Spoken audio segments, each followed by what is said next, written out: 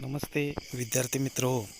इयत्ता 9वीतील प्रकरण 4, इयत्ता 9वी इतिहास विषयातील प्रकरण 4 आर्थिक विकास यामध्ये देशाच्या विकासासाठी 1951 साली स्थापन झालेले जे नियोजन मंडळ आहे त्या नियोजन मंडळाची उद्दिष्टे, त्याचबरोबर या नियोजन मंडळानं स्थापन केलेल्या किंवा देशामध्ये राबवलेल्या पंचवार्षिक योजनांची उद्दिष्टे आपल्याला या ठिकाणी इथं सांगितलेले आहेत. त्यालाच नियोजनाची उद्दिष्टे म्हणलेले आहे.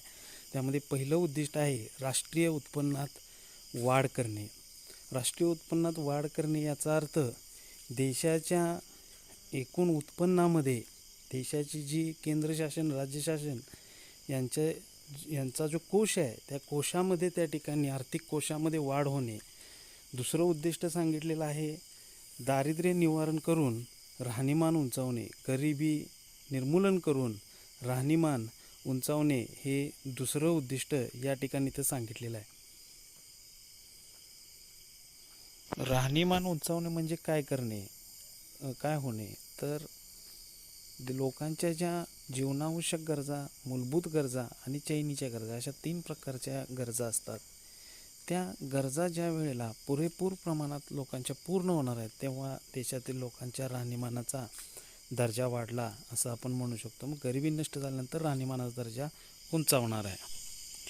पुढचं उद्दिष्ट आहे विद्यार्थी मित्र हो, वस्तूंच्या किमती स्थिर ठेवणे.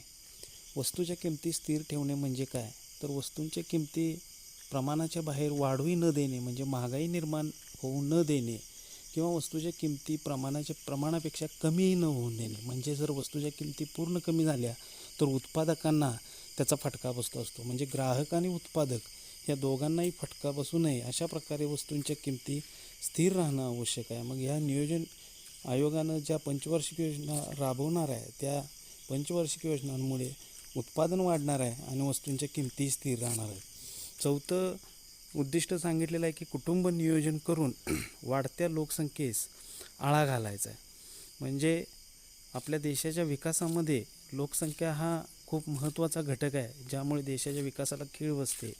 जर कुटुंब नियोजन केलं तर कुटुंब नियोजनाच्या योजना राबवल्या, लोकांच्यामध्ये जागृती निर्माण केली आणि कुटुंब नियोजन जर यशस्वी झालं तर देशाच्या लोकसंख्येला आळा बसेल आणि देशामध्ये उपलब्ध असणारी जी साधनसंपत्ती आहे, जे रिसोर्सेस आहेत, जे साधनसामग्री आहे त्याचा देशातील लोकसंख्येसाठी पुरेपूर वापर करणं शक्य होणार आहे. आणि अशा प्रकारे नियोजन आयोगाच्या या योजनांचा फायदा आपल्या देशाला होणार आहे.